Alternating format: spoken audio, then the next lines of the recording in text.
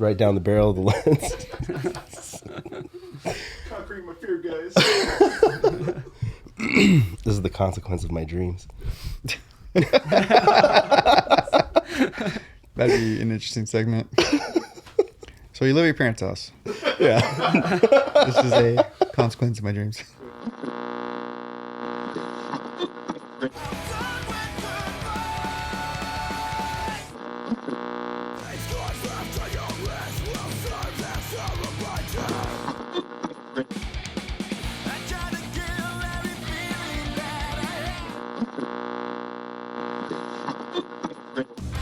Walking Blind is hosted by overly emotional dudes who overthink and overanalyze everything. Nothing the hosts say should be taken as medical advice or opinion. They're not professionals, and they're about to make that very clear. So just kick back and hang with them, because you've earned it. What's up, everybody, and welcome back to another episode of the Walking Blind podcast. This is episode 51. This is the show where we like to normalize checking in on the homies. I'm Mike. That is also Mike. And we have a very special guest in-house today. Not only has this man done a lot of cool-ass projects with us, he's also the owner of the patent-pending Ryan Foss Fastball. We got our boy Ryan in the house. Little golf clap, like little enthusiasm here. So we got our boy Ryan in the house. We finally got him away from his crazy work schedule, like quote unquote work schedule. If you call it that, it doesn't seem like work to you. No, but, definitely not. You know, so we're here and we want to sit down. We kind of want to talk about how not only have we been friends for a long time, we also have the ability to say that both of us on the left side of the couch here were coached by Michael Perez. Yep. On the far side. He was our baseball coach extraordinaire. You are patient zero. You know what I mean? I feel like you are the first one to change coaching for me.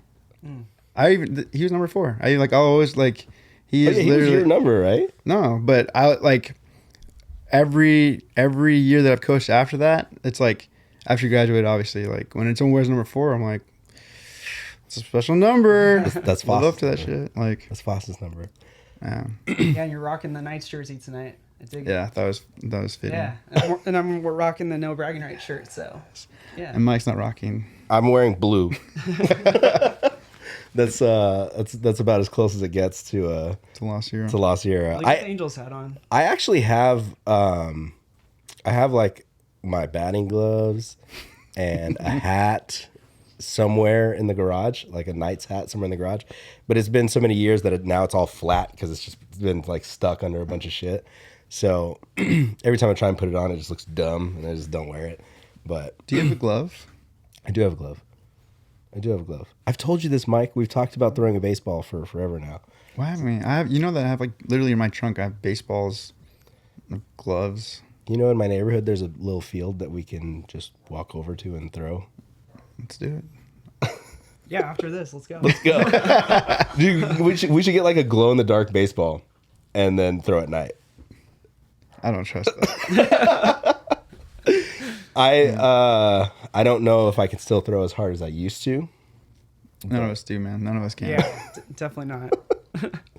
All right, so we could talk. We could talk all day about baseball and all day about the cannon that Ryan Foss has, but I kind of want to take it back a little bit. So when I first got to La Sierra, and I met you, you were like technically a year younger than me, but we still had some same classes together because there was this weird transitional phase that like I had to do a full year at La Sierra before I could graduate. So for the last 3 months of the year or something like that, when I first switched over, they just put me in all kinds of random ass classes. And then like I remember you guys were like, nobody knows what grade you're in. Like nobody knows. like are you sophomore, are you junior, are you senior? Like I don't know. Like Safunier more or something. Hey, in my phone, you're still Safunier more. Yeah. It was like nobody knows like what grade you're in. I was like, yeah, I guess I don't really know either because I'm just doing a bunch of random classes. I never knew that. Yeah. That was a thing. And then you were already playing baseball when I got to school, right? Like you were already on the team, and I don't think I could play that first year when Mike approached me. Wait, so you guys a year apart then, or 2 years apart? I think a year. I think a year. Yeah. Yeah. I mean, I guess technically it would have been 2, but then because I was supposed to be 05, but then when I came out here, I couldn't graduate till 06. So I guess like, on paper it's a year, right? Yeah. Wait, okay, so now I'm confused. So then did you come? So you could have played his sophomore year. So when I first got out here, it was 2005. And it was like right before the summer of 2005. And when I left Georgia, I was a senior, like getting ready to graduate. Like we had put in senior letters. I was like everything. And my dad was like, fuck out of the house, basically. And he didn't say it like that, but he just kicked me out of the house. And then the choice was you can either go live in North Carolina and go to like an all boys boarding school. Now I probably would accept that. But dream. But or it was like either that or you can go live with Philip, go live with your cousin and finish out school in California. And I was like, oh, I guess I'm going back to California. So that's when I left. I came out here, and then dude, and it was like the most emo shit ever because like I had a fucking girlfriend back home, and like I just started dating like a cheerleader at the high school, and then I got like kicked out. So it was like this big like, don't forget me, I'll be back. I'm like, I'll be back on spring break, like, all this shit. And then yeah. And then so like I remember, I don't know if I've ever told you this, and I don't know if you know this. I remember being there like my first couple days, and it was raining outside, and I fucking sat underneath the flagpole just looking at a picture of my girlfriend in the rain. And I knew I was gonna change La Sierra forever and bring the emo face to La Sierra. And it happened. Nice. Yeah, that was like, dude, I'm pretty sure like I was hanging out with Felix and BJ and all them at the time, but then I had classes also with you guys. So there was like, I would just hang out with just a huge, like random ass group of people at the school. Like half of my friends were stoners, the other half were like, you guys were just like, oh, let's fucking ride dirt bikes and like, bro. And that's when, according to my aunt, LSA went gay.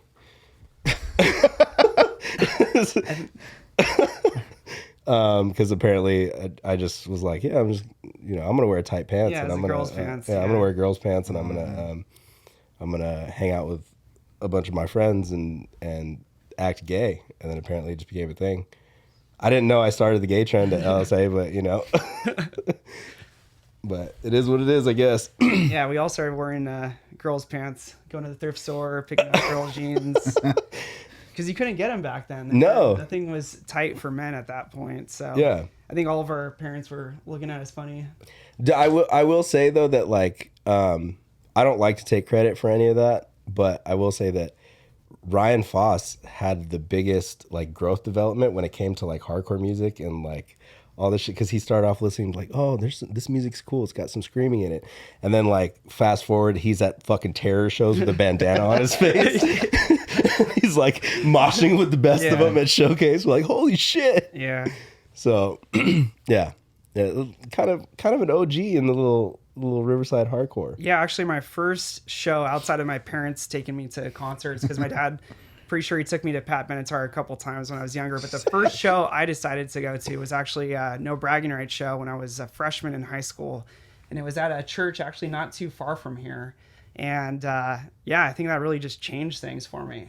It was like a whole new world of like music. I was coming out of listening to like punk, like NoFX and Pennywise and all that, and this was just like a smooth transition into listening to your guys' music, and then starting to kind of get into the scene and go to the shows. And it was a fun time. I mean, hardcore was really big back then. Yeah, and there were shows everywhere. Yeah. And you could just you could find some of the sickest shows in like the most like the places that you wouldn't expect. Like it'd be like,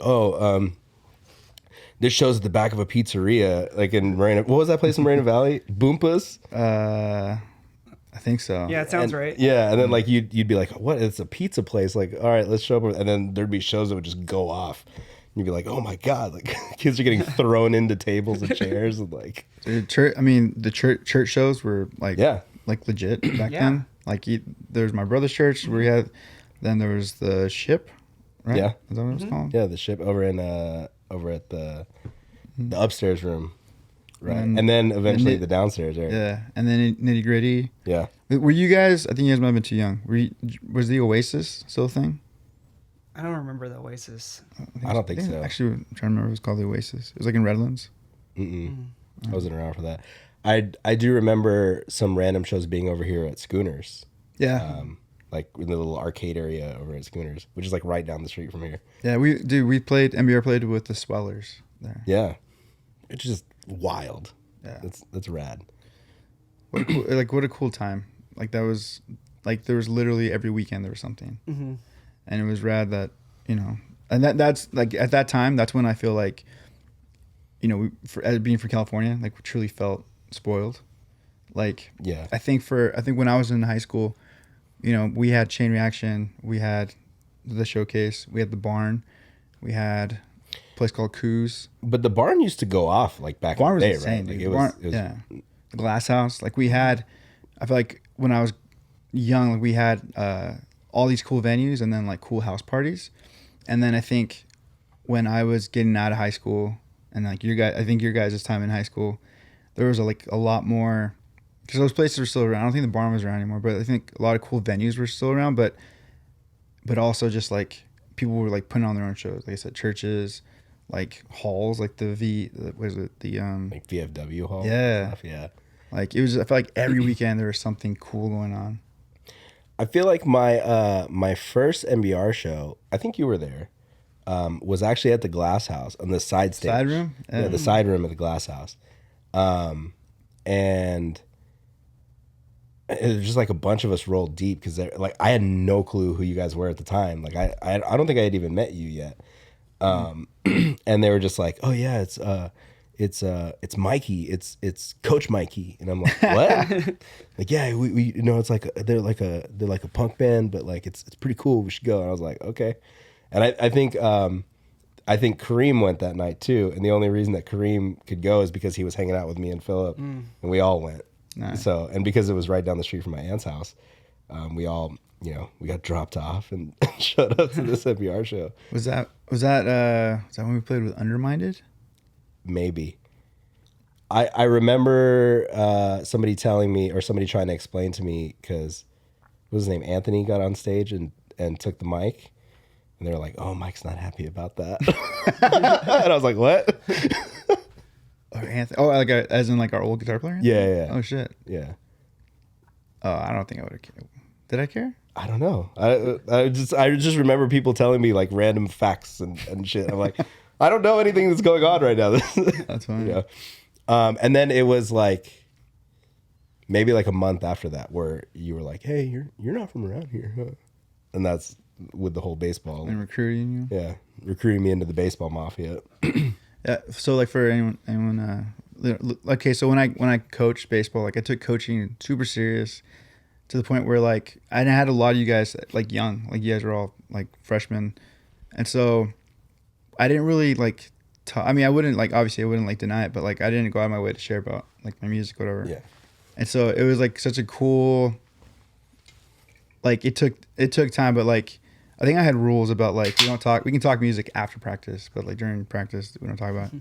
But what was cool is like I guess towards like later on in high school for you guys, especially towards your senior year, I think your senior specifically, like it'd be cool because any local show MBR had, there'd be like a ton of like our LSH like kids, and it's a tiny private school. Yeah. But like they'd be like everywhere in the show. Like you'd be moshing, stage diving. So it was like such a cool like little like moment for me as a coach, but then also like like I don't know, it's just funny to see these young.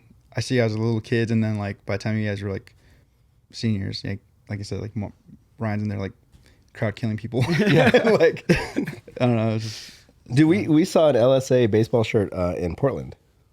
Really? Who was that was at the show? oh yeah, Aaron. Yeah. Yeah, I just remember sitting at the bar and see somebody walk in, and I did a double take. I was like, LSA baseball, and then I think I'd text you, or it came out to the van. I was like, dude, there's somebody wearing an LSA baseball shirt, and you're like, what? And then Mike went on this mission to figure out who it was, and then I never followed. Did he up play after for the team Yeah. back in the day? yeah. I forget what year. I tried. He told me it sucks because like I literally have no idea now when people ask. Like if someone were to ask like, what year did Ryan play? I'd be like, I mean, how many years did you coach for? You coached for a really long I time. coached for a long time. But then you also start like full-time coach junior high too. So a lot of those kids like went into high school eventually, and just Yeah, I have like the 3 phases of my coaching. I have my assistant coach with my brother, which is like all your guys' years, and then head coaching the junior high, and then leaving, and then coming back as a head coach, and then head coaching high school and junior high at the same time. Like, yeah, crazy. crazy. I miss it. I miss coaching. Why don't you have you talked to Woody about going back? Yeah, with everything going on, like my fear is I don't want to commit, and then I can't do it. So I'm even now I'm like telling him, like, get a coach, like get a head coach. I think Eric is going to be the head coach. Oh, okay. Yeah, Eric Smith. And so I've been trying to tell Woodbury like pick a coach, and then I'll come and help. And that way, like, you know, if my schedule allows for it, you know, even if I'm only there for like twice a week, I would like give me the pitchers. I'll just work with pitchers, or like, or I'll just do hitting one day. Like, I don't know. I would love to just coach, like, I would love that, but can't make a living. Yeah. Coaching. I'm curious though, like, had you had, you know, me and Ryan now as like players on your team, like what would you have done differently coaching? I mean, first off, like what would you have done to get Ryan's fastball from 40 to 45 miles dude, per hour? it would have been completely.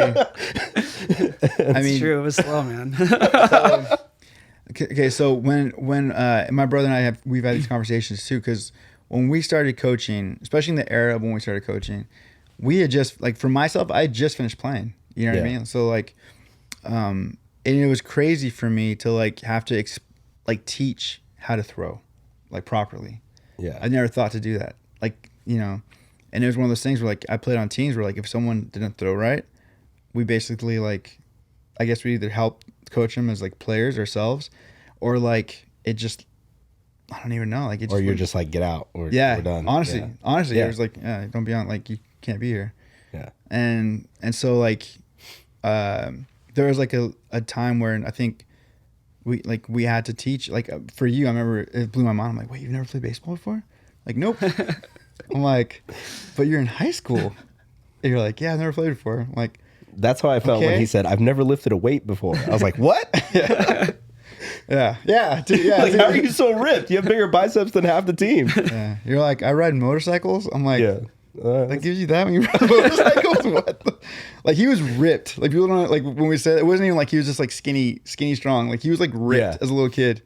I also remember during that time somebody just randomly explaining to me, like, yeah, dude, Ryan broke his kneecaps. And I was like, what? Like, yeah, he broke his kneecaps riding motorcycles. I was like, what are you talking about? And you're like, yeah, I messed my knees up. And he just like so casually just walks away. And I'm like, you need to explain this story to me. What's happening? And they still hurt. Well, one of them still hurts because it didn't set. They didn't know it was broken, so I was on it, and it never set. So to this day, it hurts. And that was before baseball. Yeah, before baseball. Damn. Still an athlete. Yeah. Still That's crazy. fast as hell. And Yeah, but Mikey is the one that really taught me how to throw, because I came out to the field and I was terrible. I could barely throw, and but I just, you know, I was happy that I got redshirted, so I could still be I could still be part of the team. Yes. And so redshirted basically means that you can still practice, you can still go to the games, but you just can't, like, you know, dress up and be a part of the team on the game day. But Mikey just stuck with me, and he kept on he stuck with me. He taught me. He believed in me. And I think that that was so crucial because from the beginning of my freshman year to the end of my freshman year, I went from a red shirt to, starting player. And if I didn't have anybody that was believing in me, because I know that some of the previous teams, some of the guys from previous years, and even some of the seniors that were there my year, they didn't want to help. They kind of there was kind of like that senior freshman dynamic, and I didn't really care for it. So when I became the senior, I know it really made it was important to me that I was going to try to be cool and pass it on, because that's basically what you did. Is you were the cool coach and I was the player that didn't know how to play. So I was like, I'm going to do what Mikey taught me to do. With the long hair. Yeah. It was fascinating for me. Cause I was just like, wait, I don't understand. You never play baseball. And so, I remember having these conversations with my brother early on, and it was just like, dude, he's such a good kid, but we don't have space. We don't have room. And so my brother was like, well, we can redshirt him. And it was you, I think you and probably Toca, right? Yeah. Toca. It was Toca and I. And it was felt so bad. Cause and the other thing too was we're a small school. And so we have so many jerseys. And no budget. Right? And no budget. Yeah. And so, Mario was the one who was actually yeah, we can redshirt him, but I don't know. I don't think they're gonna want to stay, man. I remember I had to be up front. That's so, dude. I remember I had to be the one because Mario was like, if you want to do this, you handle this. This is you. And I was like, oh fuck. I was like, all right. And so I remember, I was just like, okay, guys, I'm gonna redshirt you guys, and I didn't know what to say because I'd never really I've been on teams and I just assumed they were just cut. Yeah, it was teams that I had played for, I didn't know that we had red shirts. I feel like it was just if you had, I think you had that option, most kids just wouldn't do it. Yeah, you don't want that stigma of oh, I didn't quite make it. Yeah, but it was one of those things where I remember because it sounds like a pretty shit deal. Yeah, it's you're on the team, you practice with us, you do everything with us, but you don't get a jersey and you don't get to travel that. That's the rule. It's and so, but it's but you can still come, you can still be here and still practice. And then I felt kind of crushed delivering this news, and then they both were didn't they high five? Yeah, we high fived. They were all excited, and I was like, all right, cool. I was like, dude, yeah. And so, I still even now I still use the example of because it's true, and and Ryan made it true that if you work hard enough, you'll play. And he started for us in our first playoff game that year as a freshman. He started for us, and and it was I think there's circumstances, but it was you were ready. You had worked so hard that year to be ready. And so I tell it to every kid that I coach, and I'm like, dude, because we've had years where we were blessed to have all these kids come out, and I'm like, we're gonna have to redshirt you guys, and it's been kind of one of those things where I have guys that I've redshirted that could have been on the team as far as skill wise, but we just had too many. And I tell them dude, hey, I'm redshirting you, but just you still come to practices, but we're gonna improve your game. Yeah, grades happen though. Grades happen. Injuries happen. You always have an opportunity, and it's been such a bummer because I'll have kids that just they won't. They're no, I'm good then. It's a bummer. It's definitely one of those things where you're oh shit, I don't want to be that guy that just shows up and throws a ball around, you know what I mean? So I could definitely understand the mentality of somebody who wouldn't want to stick it out. But oh man, it was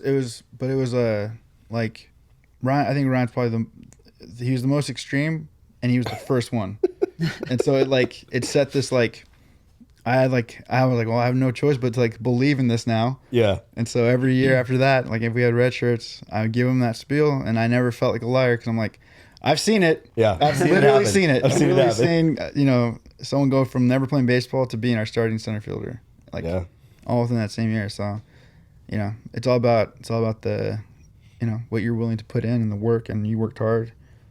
So I think and I think you have to have people that believe in you too, right? You got to have people that are there to believe in you and to also teach you, because the work ethic can pay off, and I think you got to lower your ego a little bit, and I think that can translate beyond just this baseball thing, but just I think in life, you're going to get into, maybe doing a podcast or doing something, picking up a guitar, and you're going to suck like at first. Yeah. But if you stick with it and you get some good people around you that believe in you, and you go through and you try and learn, like you can progress forward. And I've seen plenty of people do it in other things as well. Yeah. I definitely think it also translated for you. Well, I could honestly say, like, ever since the day I met you, I feel like you've always been really good natured, right? Like you've always been like even when you would get mad about things, you were still like super, super nice about shit too. Like you could tell like, oh, Ryan's mad, but he's still polite and he's still like, hey man, but that work ethic that we saw like in baseball and everything, like legitimately translated over to life, for those of you who don't know, which, we haven't really said much, but Ryan, owns and runs basically a production company. And, like the big niche or the specialty is automotive, right? So like you work a lot with Enthusiast Network, Hot Rod, did a show for Discovery Plus, Garage Rescue. And Ryan has, through his hard work, has hooked me up with some work as well. So, I'm thankful for that. But I think that there was always like this drive in you that was always just like, oh, I want to do this, so I'm gonna do it. And it started even right then, like out of high school, just the idea of like Cool Guys Productions, and like the little silhouette of you and Austin as the logo. It started in high school, right? Yeah. Yeah. Damn. And it was like this little passion project that turned into, just something bigger, and that constant growth. And like, we talked about it a little bit before the show started, but like you guys did the like 2 of the Creative Void music videos that are out there. You guys even shot the live Declare Your War video from back in the day. We gotta pull that up if anyone It's on YouTube. Is it? Yeah. It's on YouTube. So like just seeing that like growth and progression, and then just seeing where, like that kind of determination, like almost to a point of like stubbornness where you're like, nah, I'm gonna do this. Like and we've kind of seen like that, I'll use you a lot as an example when I talk about like, oh, well, people that kind of like, and this sounds cheesy because you're sitting right next to me, but like people that inspire me to do stuff. Cause I'm like, dude, like I've seen Ryan like stick things out and then like make it happen, even in times when like, your business went from like, it was a partnership, and then it grew to like a company where there were a bunch of you guys, and then you wanted to go one direction, and I might be wrong on this. From what I remember, you wanted to go one direction. Everybody else kind of wanted to do different things. So you're like, well, okay, I'm just going to keep going. Like, I'm not going to stop. Right. And that was like the transition to Ryan Foss Productions. Right. Yep. So like seeing that determination and that push, it was like, okay, cool. Like, I still want to do this. I'm still on this path, and I'm going to keep doing it. And that's tough because like when you work with friends and you work with family and you work with people that are so close to you, it's kind of hard to just be like, hey, well, okay, you guys do you and I'm going to do me. And, we're going to, we'll still work together here and there, but I have to do this for myself, And I've always like been really impressed by that. Like just seeing you do like, okay, cool. Yeah. Like I'm going to move to San Diego, or like, you'll like hit me up about the most random projects. Like I'm riding a bike for like a fucking million miles or something like that. I'm like, what? But yeah, dude, like I think it's like, it's impressive to see that like that work ethic and everything still carry over. And like, even just seeing the video, like, you watch the Declare Your War video. Yeah, we were learning some things. The Creative Void videos, like another thing too, one thing that I learned from these guys is sometimes you just got to make shit work, right? When we were filming the Creative Void SOS video, Ryan had a helmet camera, like a POV camera. And when I say helmet camera, it was a dirt bike helmet with like PVC pipe and like a mount of the camera, like here on this, like just big DSLR on the side. and that was the POV camera. Like that was what we were using. And there's still a picture, I think, like on Facebook and stuff of that camera. To just like last week, he posted a picture in SEMA with like this, like pretty expensive helmet, like POV rig. And I was like, dude, you've come a long way. Like this has been a big shift. So yeah, man. Like when we did those Creative Void videos, like it was like, there were no sliders or anything like that. It was all PVC pipe and like skateboards, like just, you know, like to get those angles and shit. So yeah, man, I'm still impressed by you, but I'm proud of you at the same time. Cause I'm like, dude, fuck yeah. Like this is sick, you know? So thank you, man. I appreciate that. It's been really fun. Sorry to go off a little bit. And like we've collaborated a lot over the years. I mean, to this day, we're still working on different things, you know, doing music videos, doing voiceovers, doing sound mixing. I mean, it's been a lot of different projects over the years that we've got a chance to work on. And even just to see what, I mean, if you were here and saw this full studio and you got the behind the scenes, to see how fast this went up, to see the 3 cameras here, the lights, you know, all the sound mixing and everything. And you're sitting here talking about how you want to basically tear this place down and build a new one. I think you've been in here for like, I don't know, like a couple 4 months. Yeah. But it's like, I think it's that constant wanting to improve and to get better. And I think if you're interested in something, then you'll be up at night on your phone, looking up new gear, thinking of new ways. And I know you're obsessive about all these things. Yeah. Ryan will get random texts from me late. Sometimes I'll text him late at night and I won't expect a response until the morning.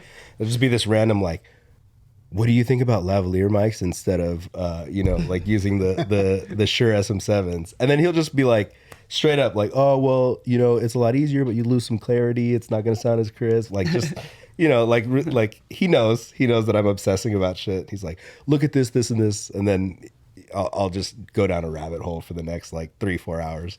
So, but yeah, man, it's definitely cool to see like just being dumb kids, you know, like causing trouble and you know, sneaking away from Mario's Thanksgiving or Christmas parties to get into trouble type things. But I think with you guys, I kind of adopted the like, just don't get caught. Yeah.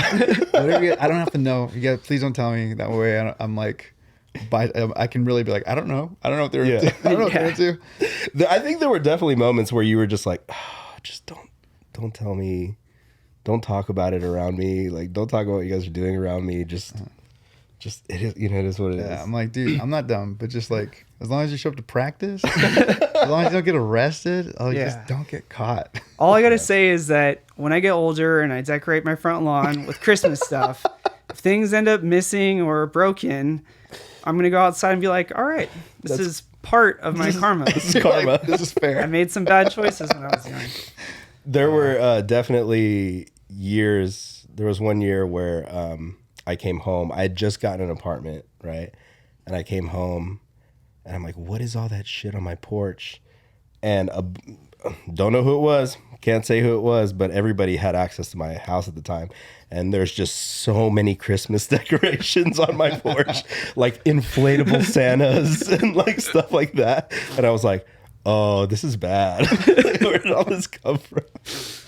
So yeah, yeah, definitely interesting times, and we're past the point where we could be charged for it, right? It's been long enough. I think so, but the karma's still there. Yeah, the karma's still there. Yeah. I like how you just know. Yeah, because it's gonna happen. Oh yeah. There are definitely things that happen now that I own a house where like I'll walk outside and I notice like some kids have fucked with some stuff, and I'm like, all right. Like there's if you look in the backyard, there's like a shitload of lemons because kids are just chucking lemons over the fence. And I'm like, okay, nothing's broken, so it is what it is. But, yeah. So that kind of like I want to talk a little bit about how you got into like the automotive space. Like what was that driving factor, you know, to go like more into this line of, you know, work? Obviously we know that you like cars and stuff, but what was like the kind of push to stay in this lane? Sure. So I mean, it was 100%. It's my dad. You know, I grew up going to car shows with him and walking around. He is the automotive general manager for the magazine business. So, Street Rodder, Classic Trucks, all those brands of magazines. And back then, we didn't have the internet. So car magazines were the thing. That's where people advertised. That's where they got the word out. And my dad basically ran the sales side of it and also helped to look over the editorial. So I think like growing up around him and going to the car shows, that, made a big impression on me. But as I got older, like when we were in high school, we had cars and trucks and stuff, but we weren't, building hot rods and that type of thing. So I can't say I was a hardcore automotive guy my whole life, but, doing video production and filming, weddings and funerals and like really so many things over the years.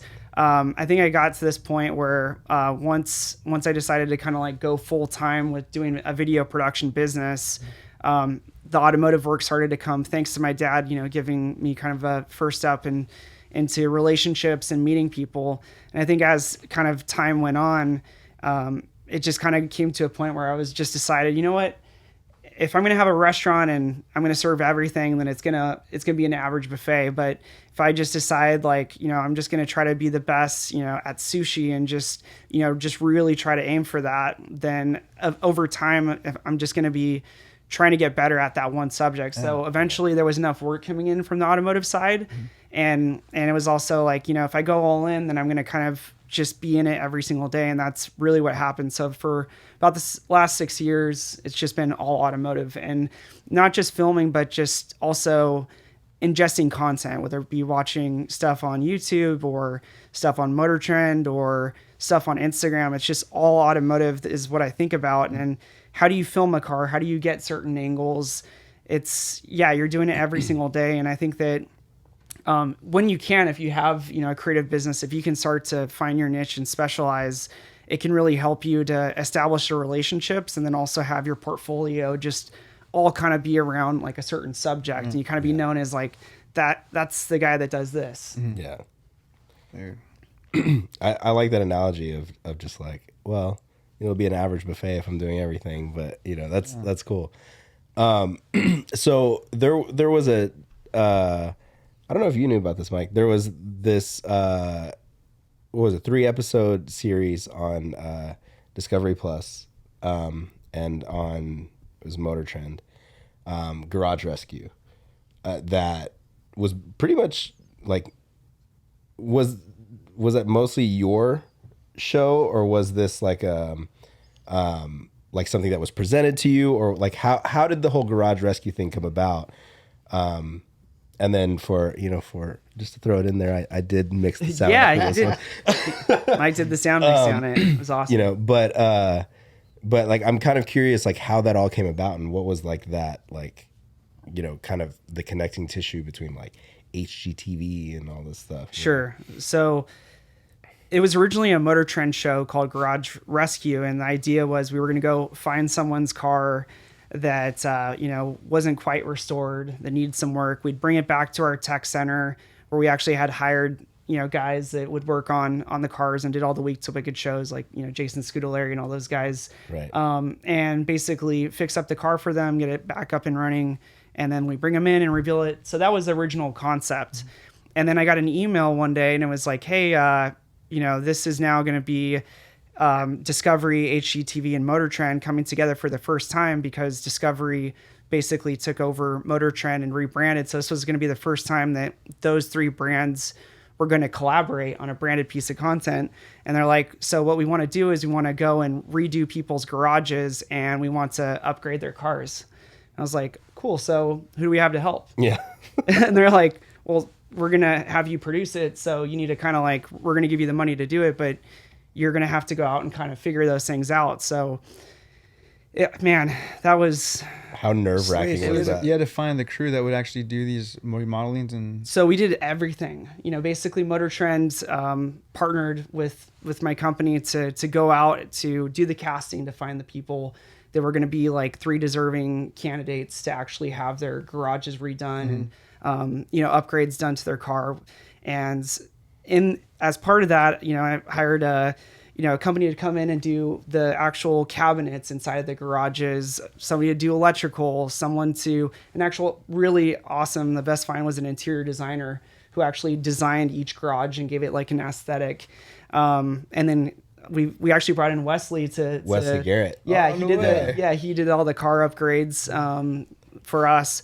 So it was just a lot of moving pieces, and it was during the middle of COVID when you couldn't get parts, and everybody was just kind of like backed up in businesses, and they did it in like a really short time period. But it's having the right people, bringing the right people together, and I was really fortunate to have a lot of really great people come together. And man, it was the hardest one. I think it was the most stressful. it was time hectic. Yeah, that I had to go through, but I'm really happy with how it came out. I think we got a chance to work with Chris Jacobs, which he did Overhaul, and he's one of the most well-known hosts in the automotive space. And I got a chance to work with him, one-on-one. And my grandpa would be watching those shows growing up, and I would be watching them with him. And so it kind of felt like full circle to go and do a project like this. But it really came down to people. Like, Mike was doing all the sound mixing for the project, and just bringing in all the right people to do something like that.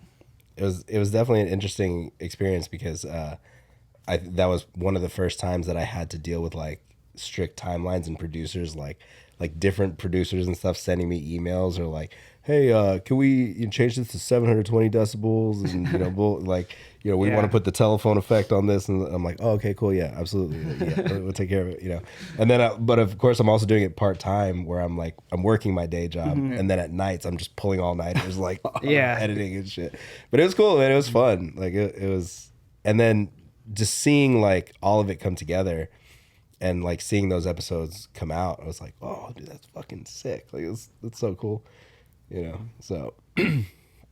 But you've gotten an opportunity to work like on a lot of cool like projects, like the Week to Wicked series, which was, like different cars being basically fixed up and like basically souped up rides in a week, that all ends with a burnout type thing. And then was it Ultimate Adventure, the off-roading series that you did, and then there was another project that you were working on that you were telling me about. The Rivian, was it the Rivian project? Yeah, we did the first coast to coast trip with a Rivian. It's actually the first electric truck to go from coast to coast, and it was mainly off-road. So that was with Motor Trend and Rivian. So that was super neat to also just be a part of that. I think like one day it'd be cool when, we're likely going to see electric cars kind of consuming our highways, but to tell maybe my future daughter, like, hey, like this was something that I got a chance to be a part of. So definitely a lot of really great opportunities, but I like kind of bringing this back. Like, I don't think I really had the confidence in myself before baseball. Like when I think about the timeline of my life, it was really like baseball was a start. And then I kind of like moved on with that confidence into, class office and doing the business and stuff. But I just think it was like so fundamental to have that confidence boost. Like, okay, well, if I can start here and I can work hard and then I can come out and have results here, then why can't I do that somewhere else? Right. So I have a lot to thank Mikey for.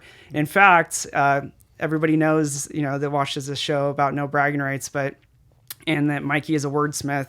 I still remember when when I was graduating as a senior, he wrote me this really nice letter. He typed it out and printed it. And man, I would read that like every so often when I needed like extra motivation. I just like go back and read that letter, and it was like super special. So it all really comes back. That's nice, man. I never got a letter. You were never a red shirt, Michael.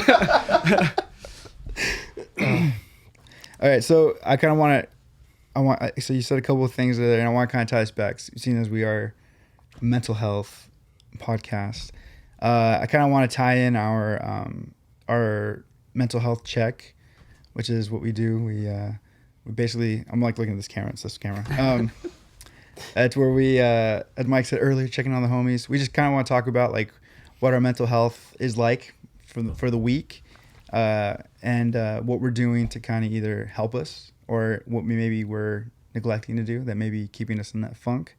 But I want to, at least to get it started, you know, you've done a lot of projects like that, like just hearing you talk about having to bring a team together, like that sounds insane. And I'm sure there was nights where you were probably like, because I can't imagine everything going to plan right away, right? So I guess I'd like to hear what your process is. You know, what are some things that you do to, like, when you get, you know, bad news or you have something that is just, because when I hear what you're talking about, I'm like, man, you must have so many like things that help you cope through anxiety, or like something, you know, makes, like, it's got to make you angry because, like, you know, maybe somebody doesn't pull their weight on something or something falls through last minute. Like, what is your go-to to like stay sane? Because you still seem very sane to me. Yeah. Like, what is your process, or like what is something that you do as like a way to cope, or something to get you to the next step? Like, what is that? Yeah, that's a good question. I mean, I think something that's really fundamental for me at this point in my life is being married, having a wife that's supportive and that is there to kind of help me through the good times and the bad, and, you know, to bounce stuff off of. I think that is a huge deal for me. And I think a second thing is just when you're in this type of work, you have these waves where it's just all out working, and then you get to a point where things slow down. It's never a constant amount of work. Yeah. Where it's like, oh yeah, you just work 8 to 5 Monday through Friday, and you close your doors and it's done. It's always like a wave that is going on. So I think it's important that after you go through a big like work period where you're really working super hard, that you take time for self-care and you don't feel guilty about it. Because I know for a lot of years I felt guilty if I wasn't like constantly, even coming off of like, you know, a month or 2 months of like a big project like Garage Rescue, if I wasn't back in the office and, you know, working hard each day, I would feel guilty about it. And I think that you have to, after coming off these big projects, you got to take some time for yourself. You got to reestablish, you know, the routines, and just take care of yourself and give yourself, like, you know, a pat on the back and just say, you know, it's okay to, you know, go water the plants or do whatever you need to do. I will say that ever since you've gotten married, I have seen you take more casual time to yourself. Like, Sure. a little more vacations, a little more time off, which is something that like you would never see before, you know, so that's definitely. Yeah. And I guess to elaborate on that, that's what I think what really helped me is when I met my wife and we got into, you know, a more serious relationship. She works in the school district as a registered behavioral therapist. And so her schedule is very like 8 to 5.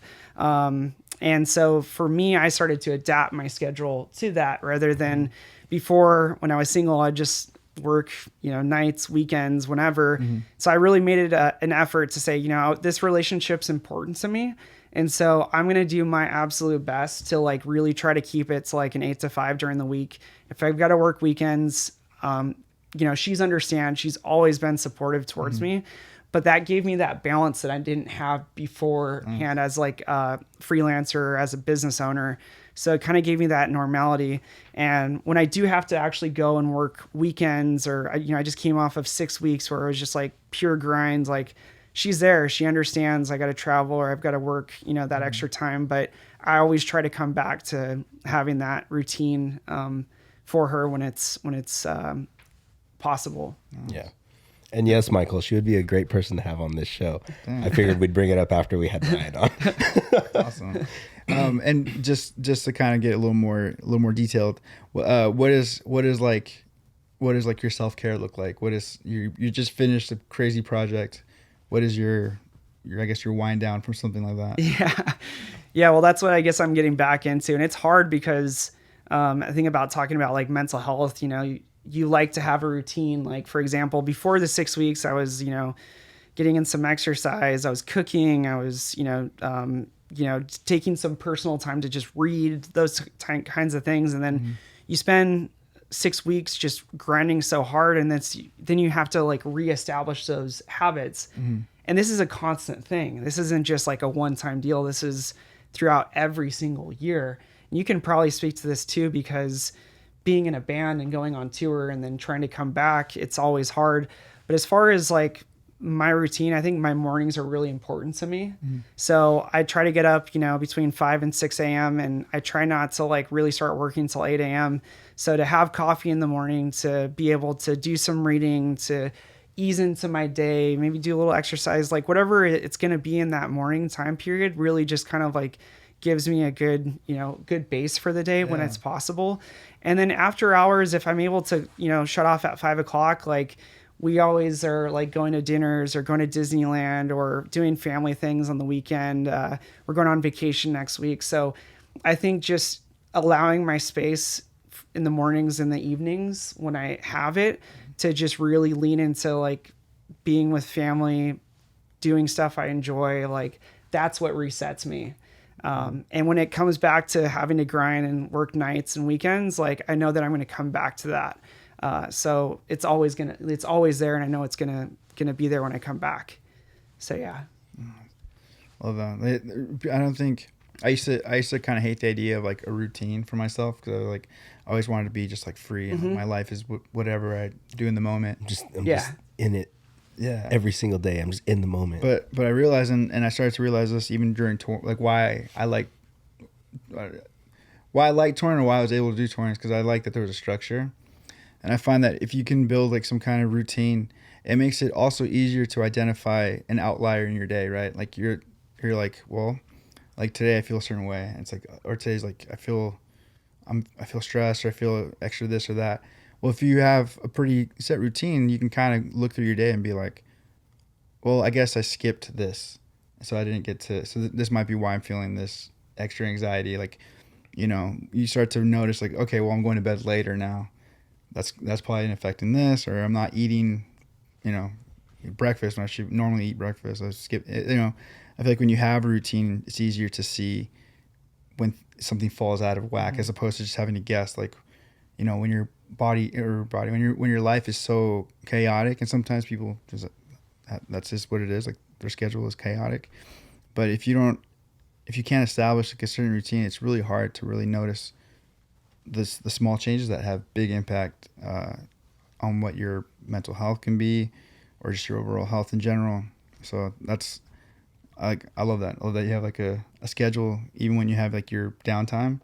So I think that's so valuable. I don't know if you guys have heard this story. I think it was, I'm probably getting this wrong, I'm probably gonna get blasted for it, but I think it was like Akon or something like that was talking about going into the studio with Eminem. Yeah, it was Akon. Yeah, and he's like, I show up like, oh, I'm gonna show up late at night, whatever. Like, okay, cool, we're ready to go. And they're like, well, Eminem's gone. He's like, oh, where you at? He's like, I went home. And apparently Eminem has like a 9 to 5 schedule with music. Like he's in the studio from 9 to 5, and he's there. That's his day. Like he's gonna put out fucking GOAT level music from 9 to 5. He's like, but after that, that's my time, So, and Akon was like, if I wanted to sit in the studio with him and work with him, I had to be there between 9 to 5, like that's the only way it worked. And I think that there is some validity to that. I can actually say that like before this show, like I was talking to Karima, and I was like, dude, I feel like I'm on the verge of just having like a meltdown. Just because like with work and like with everything going on, like I feel like I'm just like as soon as this is done, I gotta do this and I gotta do this and I gotta do this. And like my schedule lately has just been like piled on top of each other. And I was like, I can feel myself getting to that point where like little things annoy me that normally don't, right? Like little things that happen throughout the day, like at work, where I'm like, what the fuck? And then I'm like, wait, why am I so mad about this? And it's because like I haven't gotten myself back into a routine. And I like now I'm really starting to feel it, to where I'm like, oh, I need to get back in the groove of doing things, like, because it's like, okay, like we have a pretty set schedule with the podcast, and like my editing schedule for that is like pretty, like it's pretty on point. But then everything else that we've been trying to do and take on lately too, like, and then outside of the podcast, things that I'm trying to do at home and like, you know, all this stuff. Like it's just so chaotic at this point where I'm like, I got to find some sort of balance, some sort of like, you know, routine that I can get into to where I'm like, I'm not feeling like in my head, you know, I'm like, we have the NBR lyric video to finish up, but then I also have a couple voiceover projects that like are due in the next few days that I haven't even started yet. And then I just took on another, you know, project with a buddy of ours. And then like on top of that, we're doing 2 episodes this week because we're going to sit down with Ty tomorrow. And then like, I'm thinking about all that in my head. And instead of just focusing on like, okay, like just, you know, like getting your groove, like whatever, I'm like, how do I do it all at once? And that's what's causing me to be like, oh, I can't do it all at once. Like, what am I supposed to do? You know? So having that like routine or schedule where like, okay, this is the time frame that we're going to get things done. It's so helpful. It's so crucial that like, you know, it makes a huge difference. You know, It does. And it's being in the freelance world or having your own business. It is so hard to say no. It is so hard to say no because you realize that if you say no to somebody that they're going to move on to a new voiceover guy or to a new video production company. And so I think it's hard because you say yes to so many things and you want to do so many things, but where do you draw the line? Yeah. And another thing that you had mentioned earlier too was that, you know, like, especially in freelance stuff and when it comes to things like this, like you'll have times when it's really, really busy and then there are times when it's dead, right? Like, and it's just like, you know, like you might have little things here and there, but it's like, okay, how are we going to get through this period? And then like, you know, things will start to pick back up again. So it's almost that fear of like, well, shit, I got to take everything I can right now, anything I'm capable of taking on right now, because if I don't, this might not be around when I need it, you know, like to carry over and carry through. So like, yeah, there's always that mentality too. But Dude, can I say something? So there's a little shout out to my buddy. Like I call him my cousin. We're not cousins, but I call him my cousin, Adriel. Have you guys met Adriel? Yeah. Yeah. I know Adriel. Yeah. I know Adriel real well. Do you? Yeah. Hopefully it's for good. No, he's an awesome guy. He actually did some gaffing for a commercial project that we did, and then we were like pretty much brain dead because we had stayed up for 24 hours filming at night in the desert, and we drove home and drank coffee and talked about all kinds of crazy stuff. Yeah. Yeah, dude. he's awesome. Awesome. Okay, cool. So this is I feel like it wasn't like too long ago, but we were talking and he said something and I've been like, it's one of those things I've had in the back of my mind, but it's really been driving my life, I feel like, in the last couple months. But we were talking and he's like, you know what's a conspiracy? So of course I'm like, tell me, please. lay it on me. Yeah. He's like, scarcity. Yeah. I was like, okay. He's like, with scarcity, if you can put that on someone, you can control them. He's like, when I finally like saw things for what they were, and I realized I'm not gonna be scared of scarcity anymore because there will always be work. There will always be things to do. He's like, I'm sure with you, like with music, he's like, our shows are gonna stop. Are you gonna just stop performing? He's like, no. He's like, so like, artists should always be able to pick and choose what they want. People who do their own thing, like you should always be able to say yes to what you want and no to what you want. Like the idea of like projects right now, he's like that's fear. It's like that's that's someone putting the idea of scarcity into your life, and if you ignore it, you'll be happier. It's like, huh? I was like, fuck, man. Like It's easier said than I done. know. Well, yeah, you know, and I think about like NBR just grinding. Like we say yes to everything, you know, and then eventually, you know, we burnt out. Like we completely burned out. And I've really tried to put that into like now it's a lot easier. With NBR, it's easy because like it's really hard to do anything right now with us because everyone's so spread out. But there's been so much benefit to that. Like there's things that we have ahead of us. You know, there's things that we turn not because we were trying to like leverage, but it's like, you know, if something isn't work for us, we're okay saying no. You know, and then opportunities are still coming. You know, with my other band, Burner State, you know, I understand like the need to want to play and like, like I get that. And I have to be really mindful of like, it's easy for me to be like pass up on shows that I'm like, this is cool to play just to play, but like we're trying, like there's things that we're trying to do as a band, and so I feel their uneasiness when I'm telling them like, no, let's pass on this. Yeah. Let's wait, like something else. Like let's pass. Yeah. The fear of the hype dying down. Yeah. Yeah. But it's just like, we're gonna be fine. Like we don't have to play the show. If we all want to, then cool, let's do it. But it's like, we don't need this right now. We have other things we're trying to focus on. Like it's okay to say no to this. Like we'll be fine. And so I think I've really fallen into that. Like I feel like I've been a yes man for a bunch of stuff. Mm-hmm. And when I finally, I think the pandemic was great for a lot of people. Mm-hmm. I feel like that kind of showed them like, hey, the world literally stopped, and you're okay. Yeah. I know not everyone has that same experience, but I think that was a really good reset for some people. Like, hey, like learn how to chill right now. Like be okay with like chilling right now. Like, take time.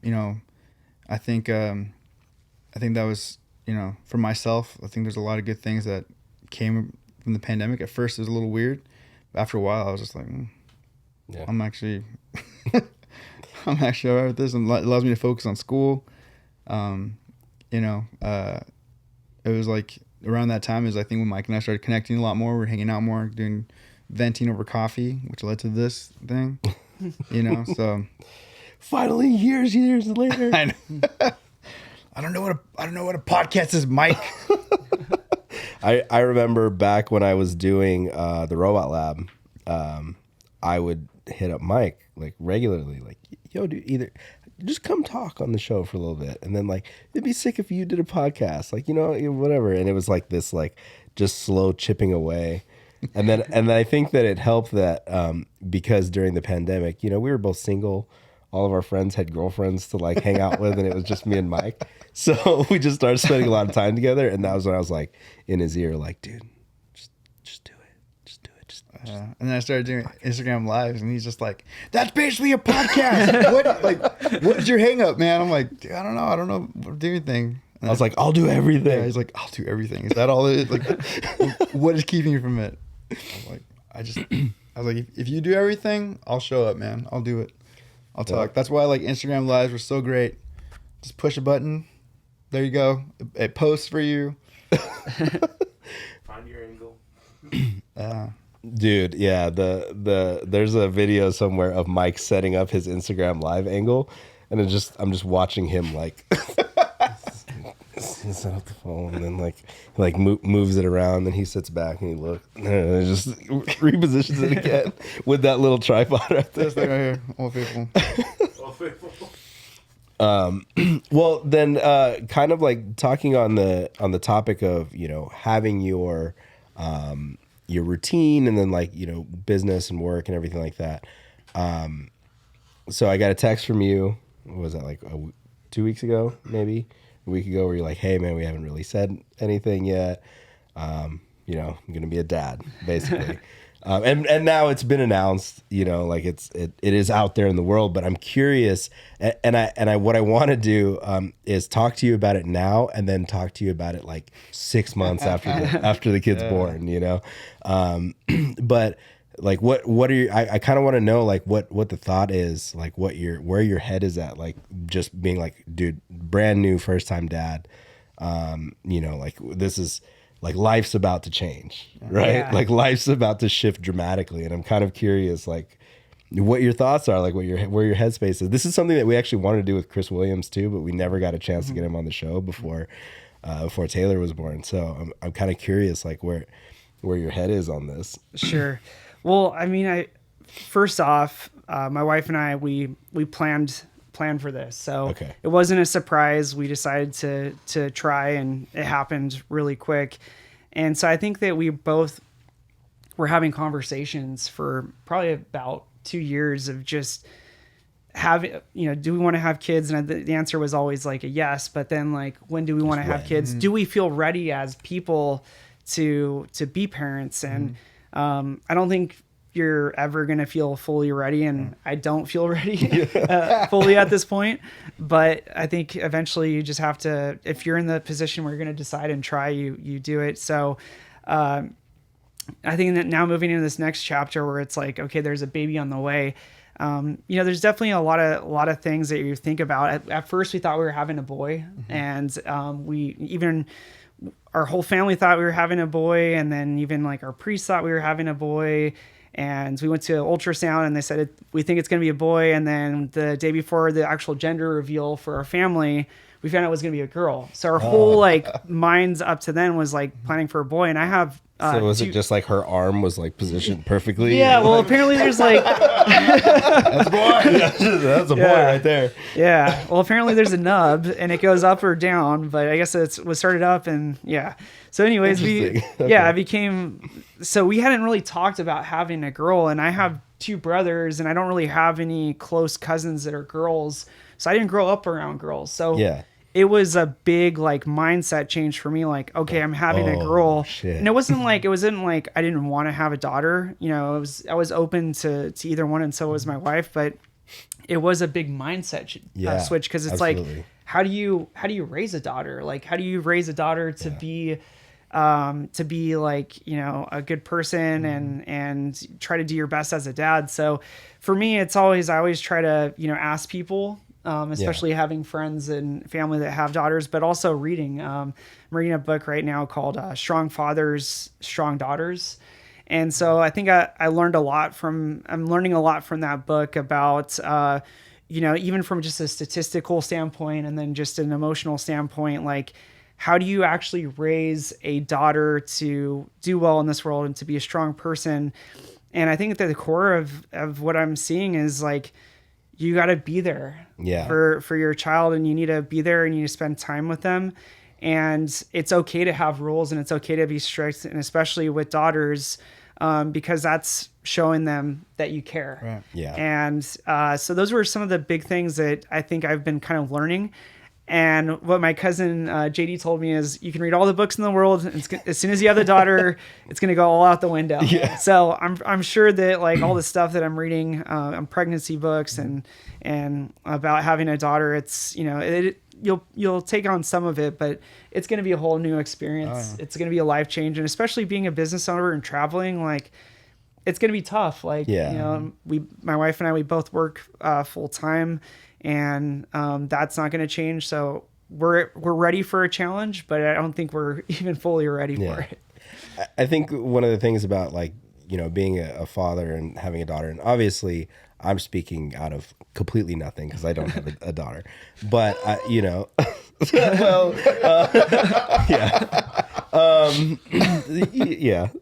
but I think that there is a huge thing to say about like, and obviously this is for having boys as well, but especially when it comes to having girls, like the way that you are as a father to your daughter is really going to set the stage for her in the future as far as like what she's looking for, when she's of the age to like date and like, eventually start a family and have a husband of herself, like kind of like that, that precedent that you set.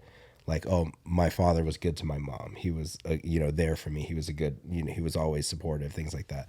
Like those are going to be traits that she's going to look for in a future partner, and I think that like has a huge impact, for them moving forward. And so, and I mean, I know you, like you're a stand-up dude. Like you've always been like a man of your word, and I don't see you, straying from that in any way.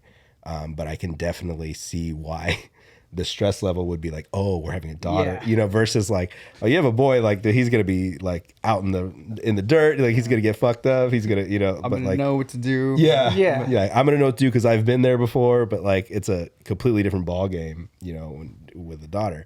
And then she might end up being a tomboy that just like rips it up and rides dirt bikes like the best of them, but at the same time, like, preparing yourself for those moments where it's like, oh, now we're in the makeup stage. Like Austin, like when Austin had daughters, it was like I was like, how are you gonna do this? And he's like, I don't know. Oh, my brother, dude. I'm like, he's like the best dad. Yeah. So Yeah, I'm excited for you, man. I'm excited to see it happen. Thanks, man. You've had you're. I guess what I appreciate looking back, thinking back on, or just you as a freshman to going through high school, like you want to know how to do things, and just even talking right now, like how you you're reading books on this stuff, like you're gonna do so well with this, and I think it's gonna be fun for you, man, because it's gonna be a challenge. You're not a woman. Yeah. You're gonna have to learn, how that that dynamic. Like it's been interesting watching my brother go through this. Sorry, I'm like laughing because you've been there. My nieces are like they're funny, man. They say some wild stuff, but it's just different. It's fun, and I think you're gonna do well with this, man. I feel like you're gonna, I've seen you be a leader in school. Like you said, like it went into like your class stuff, and you've started your own business and you're running that. Like, I think this is gonna be fun for you guys, man. Like it's gonna be, I'm sure you'll get around everything, like bikes, music. You get to share all that. You get to put that. You get to do something. I think what's cool is seeing what my brother doing things that like, I guess we would have liked to have had as far as like when it comes to sports, like the way my brother and myself talk to my nieces, it's so different than I feel like most of the other little kids will get. But that's like exciting for us because like we didn't have that, so now we get to. And didn't you find out that one of your nieces just has like a cannon on her? Dude, both my nieces. They do. Dude, they have. Yeah, it's gonna be fun. Did you see them tear up that piñata? Dude, my niece flew in and punched it, dude. The little one. So Mike's birthday, there was a piñata, but it was like kind of off to the side. And at some point, they started playing a movie in the back, and the girls were just over there by the piñata, and they just like had this like straight up like fuck it moment. And you just see one of them, I forget who it was, I forget which one it was, just jump up like jump in the air and like punch the piñata. Abby came in, and then she had a bat, but then she like decided I'm gonna just punch it instead. Boom. And dude, they're like straight up like coming down on this piñata like what? Like the thing's laying on the ground, they're just beating it. I was like, Mike, are they supposed to be doing that right now? He's like, just let it be. Dude, one of the things that I've had to like, because like I watch videos on like fast pitch and stuff like that, because I'm like, I want to be the one to show them, but I'm also been okay. Like when they get to that point, if they want to do it, then like I was like, we'll just get them lessons. Yeah, have someone who does it, can do it. Other things I can like step in, but already like when like there's like little games that we'll play, because I don't want like our fear like my brother and my sister-in-law do a really good job on like they haven't like push them too hard to do anything that like sport wise. They want to do it, they show interest, then we'll like everyone's gonna jump in super hard. And so like just like little things, like I have like a ton of tennis balls, and so I'm like, all right, so like I'm gonna roll this at you, and then you just like let it go through your legs, but don't let it go too close to one leg. It has to go like right in the middle through your legs. So I'm like teaching them how to like get placement, stance, and everything. And so like and then this one, I'm gonna roll it to you guys, and you can't let it get past you, but you can only get it with this hand because they're both right-handed. Like you can only touch it with this hand, your left hand, but not this hand. Okay, so you can only I'm gonna roll it, and you have to block it, but only this hand. Okay, sneakily teaching them baseball. Yep. So it's amazing. Yeah, and then I haven't started this yet, but we're gonna have a thing where I'm gonna just give them, because I have my my nets whatever for baseballs, but I'm also been collecting tennis balls. And so I'm going to do a game where I'm going to give him tennis balls. I'm just going to stand a pretty good distance. Every time you hit me with this tennis ball, get a quarter. So at some point, I can implement that. I'm a little nervous because the older one's already...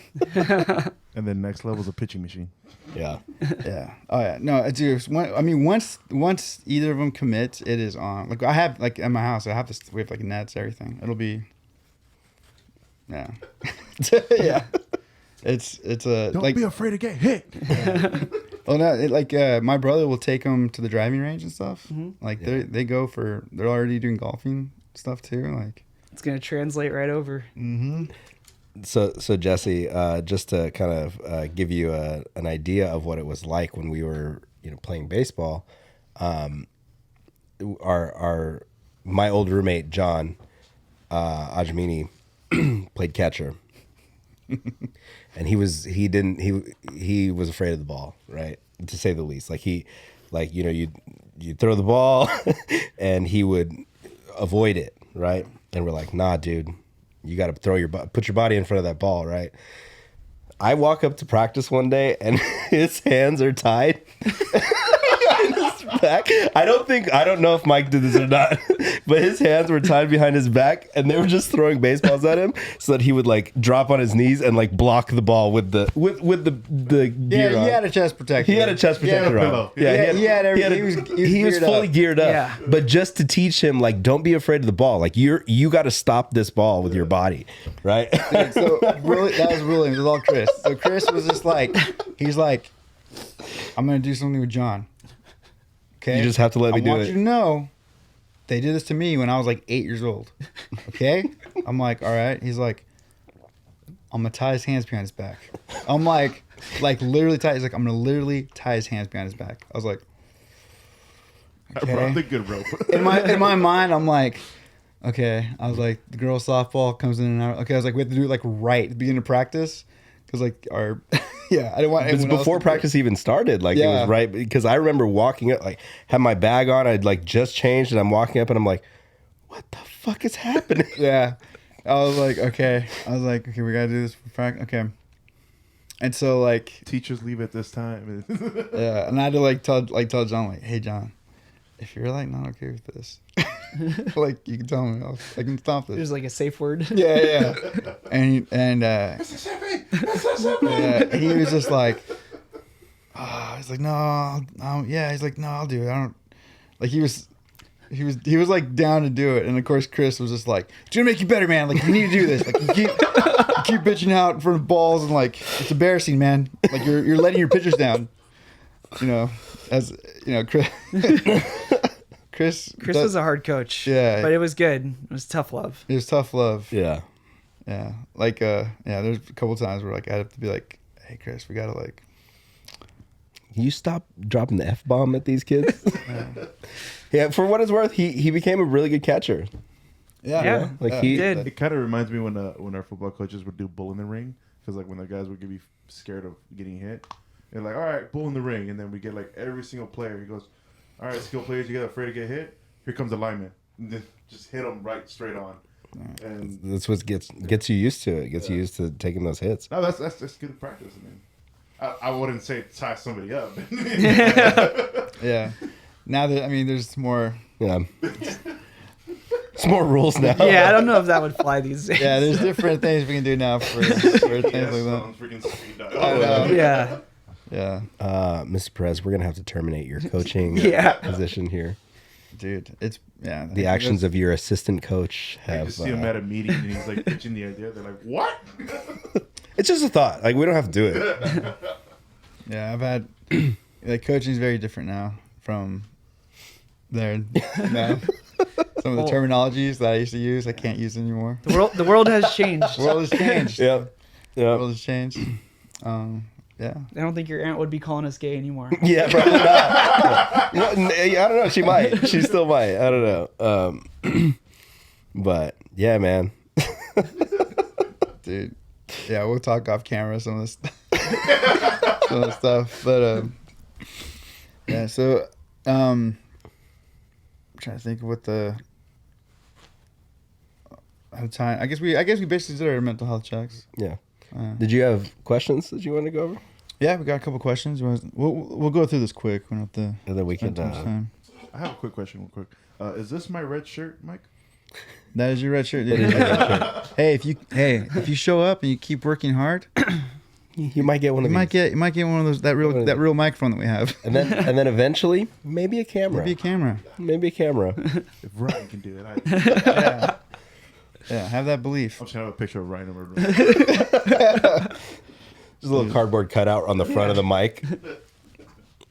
Yeah, and I know my brother's not here to tell it, but my brother's favorite story is for anyone who doesn't know, my brother is a pastor, and he was also the head coach when both these guys were there. He was the head coach. I was the assistant. My brother has been ejected from.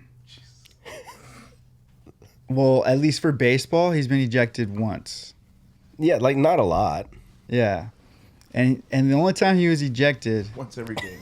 it was when we were in the playoffs, and Ryan was up to bat, and we were playing team. We were getting beat. Like we weren't. It was pretty much the end of the game, and the umpires clearly wanted to get out of there, and so Ryan was a freshman, right? Yeah, I think it was my freshman year. Is your freshman? Yeah. Yes, and He so barely got out of red shirts. Yeah. yeah, because he started. He was starting this game. This was like Ryan's like his apex of his freshman year. Like he went from redshirt to starting playoff game. We're getting our asses handed to us, and so Ryan, this little freshman, he's up there batting, and he gets like nailed. Like he gets like drilled. Like right, like I think it's like right in the back or something. Yeah. Like it was, and so he's going to take his base. The umpire's like, oh, it's because he had 2 strikes on him. He had 2 strikes on him. I think like maybe no balls. And so then he gets nailed in the back, and so he's going to first base, and the umpire's like, no, he didn't make an attempt to move because he wants this game to end. So he wants him to strike out basically, to get this game moving. And so he's like, no, he didn't make enough of an attempt to get out of the way, and even though the ball hit him like square in the back, and so my brother just like he like lost it, and he like went out. That was the Lord's wrath. The Lord's wrath, yeah. And Started flipping tables. Yeah. well, he went out there. He was kicking dirt and stuff, and it's funny because he for if you get an ejection, usually there's it's because you've used words and stuff, and but for him he just kept saying you're horrible, or like just because you want to leave. That's cussing to him. Yeah. He's like, just because you want to leave doesn't mean my kids have to get hurt, blah blah, and so he got ejected, and that was his first time getting ejected was for Ryan getting hit and not getting his base, and that was actually my first time being a head coach. And then I knew I had red shirt the whole time. Yeah, and he got tossed. He got tossed, and my brother he's leaving. He's like, well, they're all yours. I was like, all right, man. Well. Oh, that's awesome. It's like, watch out for that. If you guys want to check out Mario's demeanor, we did do an episode with him that you guys can check out. I don't know exactly which number it is, but you guys will see that calm and casual demeanor of Mario Perez. Yeah, dude, he coached girls. His last stint coaching, he was coaching at Escondido, and he was coaching the varsity girls basketball team. Mm-hmm. The stuff he says as a basketball coach is so different from what he said as a baseball coach. Yeah, I would have loved to seen that. Yeah, like he's such a because my brother is a basketball player. He's a basketball guy. Yeah, yeah, and so he knows how to talk to refs and stuff. So he'll say stuff, and I'm like close enough to be like, oh, and they'll even tell him like, hey, Brett, say one, hey coach, say one more thing, you're out, you're out of here. Anyway, all right, so let's go through these. We'll go through these quick. Mario was on episode 20 if you guys want to watch it. Episode 20. This is from Jolka. He said thoughts on the new Black Panther. Ooh, we gotta save that. Yeah, we gotta save that. By the way, I finally met Joka, and they were like, "Oh no, you've met him before." I was like, "Nah, I recognize the haircut." Yeah, that was fun. We'll save that, Joko. We're going to talk about that. We have a special guest coming in specifically to talk about that. Yeah, for next week's episode. Yeah, but I think just without any going into it, I mean, I think they did as good as they could. It was better than I thought it would be. Yeah. Yeah. This is from Intern Harry. Best experience meeting a celebrity. Look at Ryan. Meeting a celebrity. Well, I got a chance to film with Travis Pastrana, which when I was growing up, I had his poster on my wall of him doing Indian Air. So one day I got a company that wanted me to go out and film him doing a practice session at the motocross track, and dude, he was so down to earth, man. Yeah. He was just like so casual. Came with, "Hey, I'm Travis." You know, the one thing I did find out though is that he does have a pretty big foul mouth. But he knows how to like, if he knows that like when the cameras are on, he doesn't do any of that. But like when the camera's off, he's just more casual and does a lot of cussing and awesome. But yeah, that was probably one of the guys where I was like, man, that was really cool to meet him, film with him, and then him actually be a good dude. I can say so this actually ties into recent news. R.I.P. Kevin Conroy. But when I was for me, most iconic, that's my Batman. I even posted like he was a big part of like me getting into like voiceover. Like I was like, oh, dude, the voice of Batman, that's sick, But I actually had the quickest, most brief interaction with him at Comic-Con, and it was like one of the first times I was just like ever starstruck by somebody. Like it's only happened a few times, and he was one of them. And it was just in passing. Like I had my camera, I was filming like the con, and he was on his way to a signing. It's like there's a big ass line, and I'm like, I want to wait in the line, but at the same time I can't. I'm just I'm trying to do all this stuff. So I caught him in passing, and I was like, dude, Kevin Conroy, man, like Batman. He's like, hey, what's up? And like shook my hand. And like I wish like I had taken a picture, but like I had a shoulder rig, and it was awkward to like turn it around and try and like selfie it, And so I was just like, dude, met him real quick, and he was just so nice, and he was like, all right, man, I gotta go. I was like, dude, thank you for shaking my hand, But yeah, man, that was it's cool. It was nice, dude. I think mine was. When I was a little kid, I went to Troy Percival's baseball camp, and the entire week he wasn't there. So he just showed up on the last day, and so it was like a Friday, and so he came out and he's like, yeah, he's gonna take pictures of you guys and he'll answer questions. He took like 3 questions, and then that was it. And then we had to go. The camp went to our lunch, and that was it. And so for whatever reason, like 2 of these kids were like, hey, we're gonna hide in the bathroom. And hopefully he's still here, and we'll go and talk to him. And I wasn't even friends with these guys, but I was just like, I'll stay too. Like, and I still remember like we stayed. You just hid in the bathroom. We just hid in the bathroom. Bus was left without us, and we stayed behind. And Troy Percival was there still talking to the coaches and stuff. And like I think we got in trouble, whatever. But like Troy Percival right away realized what we did, and he was just like, if you guys want to stay and talk, I'll talk with you guys. Dang. So we were like, that's cool.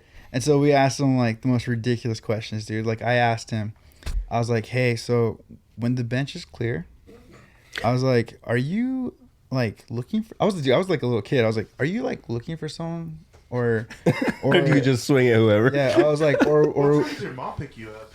I was like, or what do you do when the bench is clear? And I think I even threw out like one of the games and he was just like.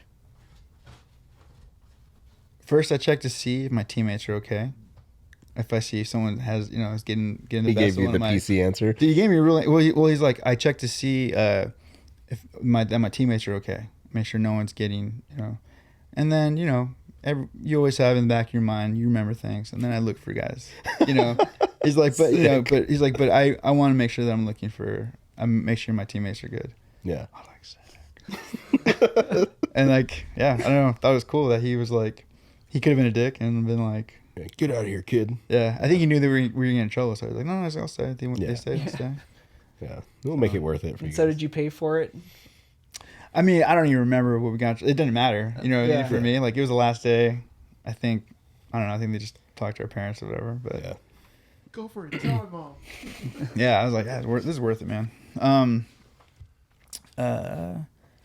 Let's see. Best memory of a song you've covered.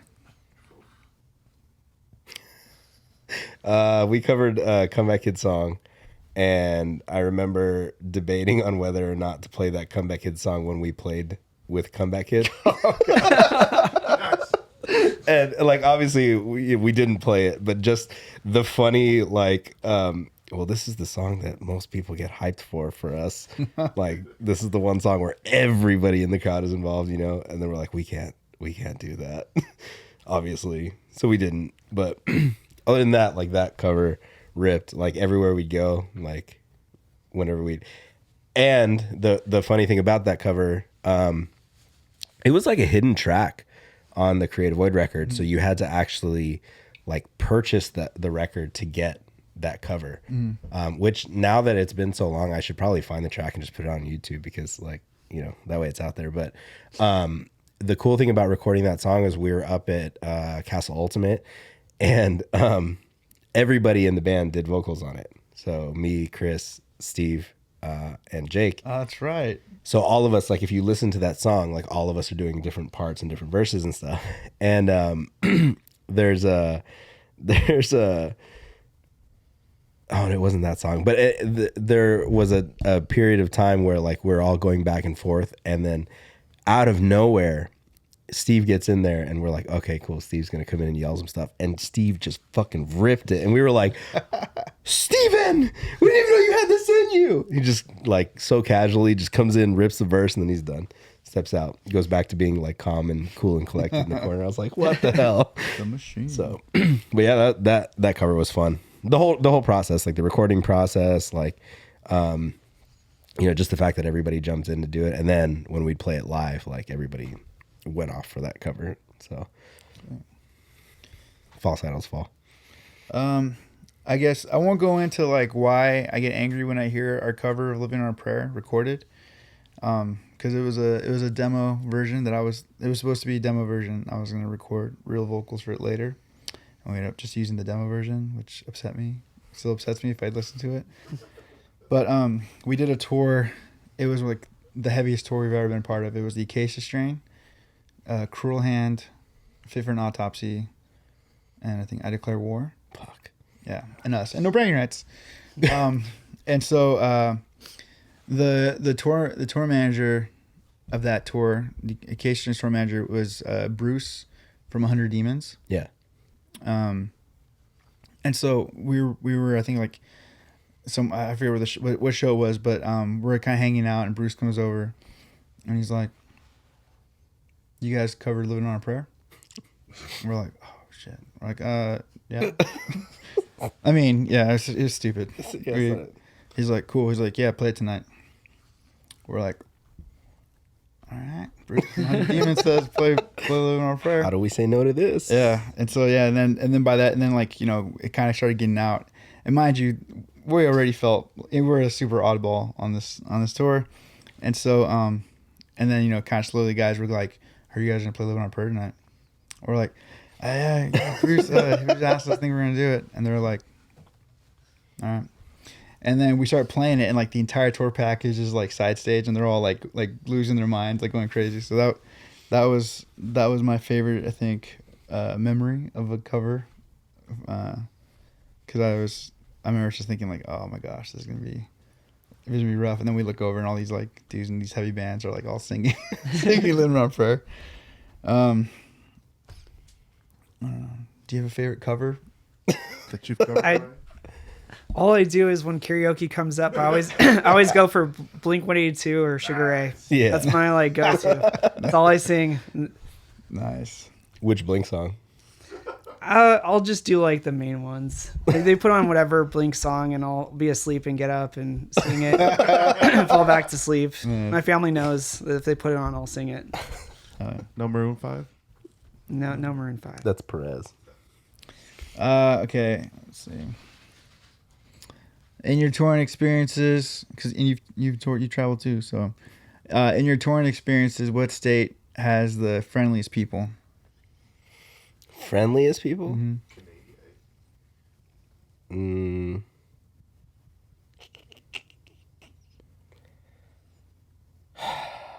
Funnily enough, I had a lot of good experiences, like in the Northeast, which you wouldn't expect. Yeah.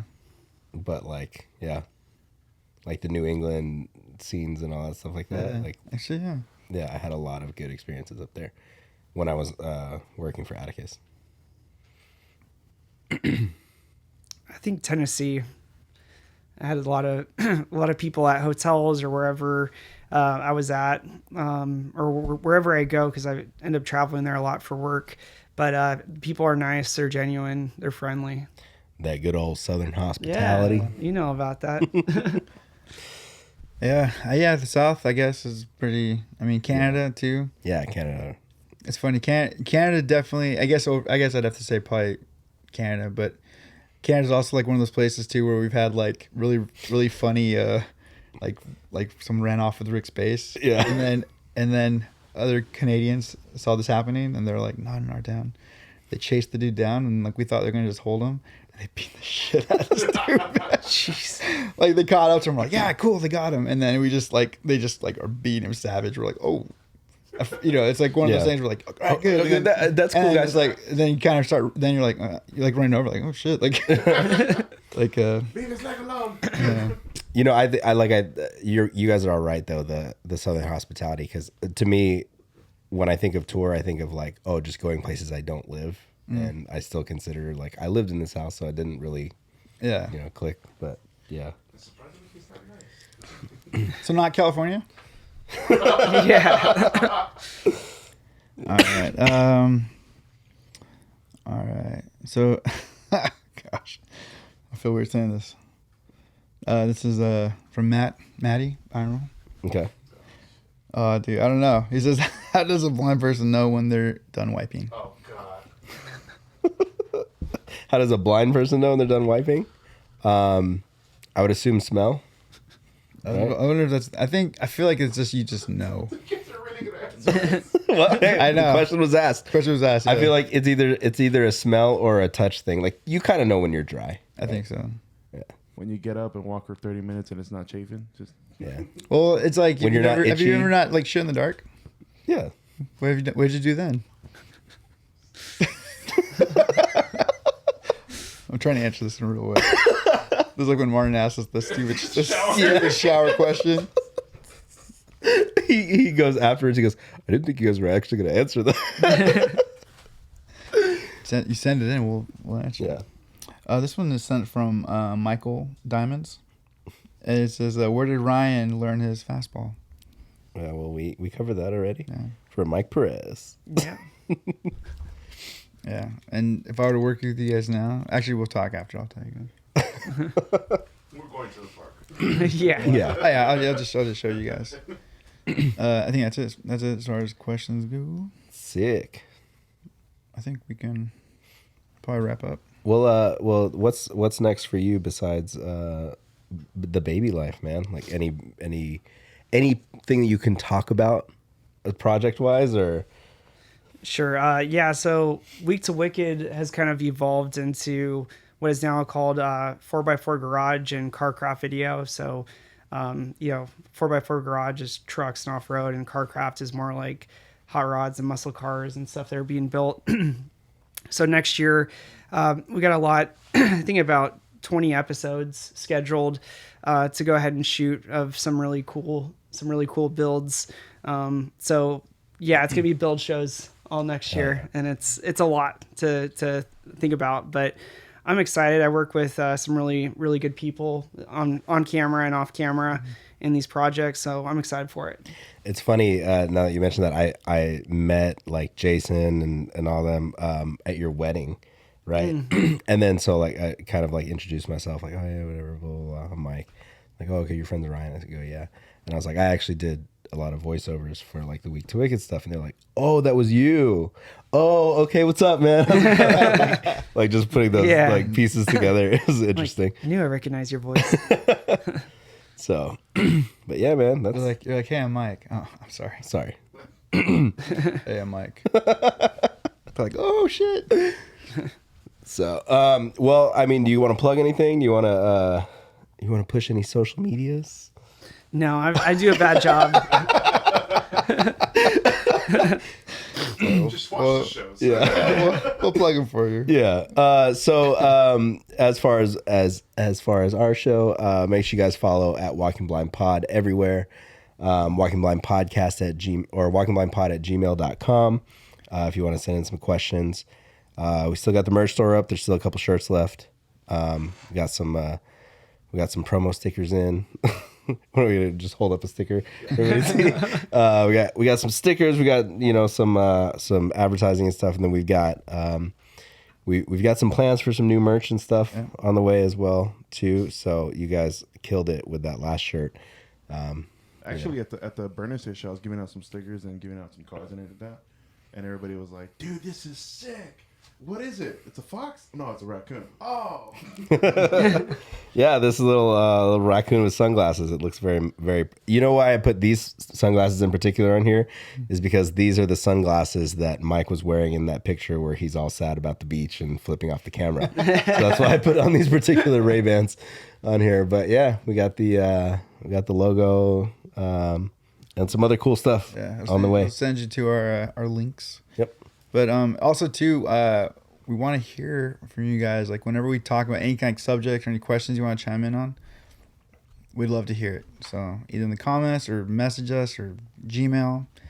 Or I'm still waiting for that one person to send us a handwritten letter. That would be. We haven't. Oh yeah, we haven't submitted. Oh yeah. Mike's just sitting here waiting, looking at a mailbox. Nobody has the address. Well, for most people who order shirts, you have Mike's address. So. Yeah. Let's talk about that. So feel free to drop in anytime. Yeah. Unannounced. No. Yeah. Yeah. We'll be here with arms wide open.